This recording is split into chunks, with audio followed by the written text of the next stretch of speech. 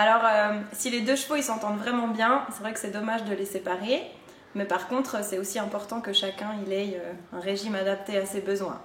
Donc il y a plusieurs solutions qu'on peut envisager dans ce cas-là, quand on a deux chevaux qui vivent ensemble mais qui n'ont pas les mêmes besoins alimentaires. Donc la première chose déjà, ce qu'on pourrait faire, c'est ce qu'on fait en général, on adapte par exemple la ration de foin, on l'adapte au cheval qui est le plus gros des deux, ou au cheval qui a tendance à grossir. Donc on dit, je sais pas, on part sur une base de 10 kg, comme ça le poney il est bien.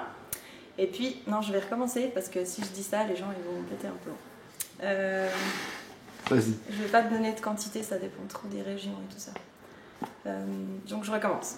Vas-y. C'est vrai que s'il y a deux chevaux qui s'entendent très bien, c'est dommage de les séparer, mais c'est aussi important que chacun il ait une alimentation qui est adaptée à ses besoins. Du coup, il y a plusieurs choses qu'on peut mettre en place dans la détention des chevaux, dans leur hébergement.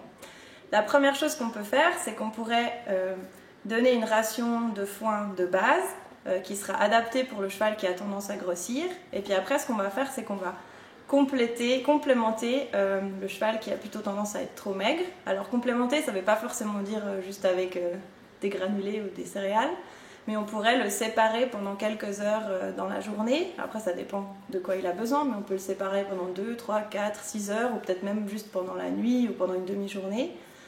Et puis on va dans un paddock adjacent, comme ça ils peuvent quand même avoir des contacts, ils peuvent quand même se voir, mais le cheval qui a besoin de plus, il pourra manger une plus grosse ration de foin, ou bien recevoir par exemple des pellets d'herbe, on peut mettre un peu d'huile dessus, ou de la nourriture un peu plus riche. Une autre solution, c'est bien sûr de faire travailler 2 fois plus le cheval qui a tendance à grossir, comme ça il pourra manger aussi un peu plus.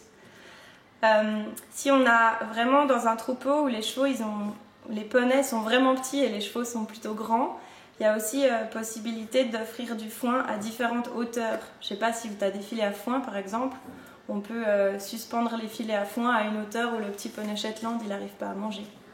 Ou bien dans les râteliers à foin, j'ai aussi vu certains râteliers où il y avait seulement une partie qui était accessible pour le Shetland, et puis les grands chevaux ils pouvaient manger plus longtemps par-dessus. Une autre possibilité aussi, c'est de mettre un panier, une de ces espèces de muselières qu'on peut mettre au poney. Il ne faut pas lui laisser 24 heures sur 24, mais quelques heures dans la journée aussi. Comme ça, les chevaux plus maigres qui ont besoin de plus manger, ils peuvent compenser pendant ce temps-là. Et puis après, c'est un autre investissement, mais il y a aussi maintenant sur le marché des automates à reconnaissance individuelle des animaux, comme ça se fait depuis très longtemps chez les vaches par exemple.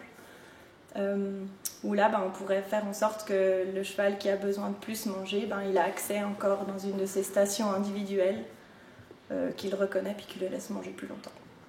Voilà, ça c'est un peu quelques idées, il y en a d'autres, mais c'est vrai que séparer deux animaux qui s'entendent très bien, ça devrait être le dernier recours, c'est un peu dommage.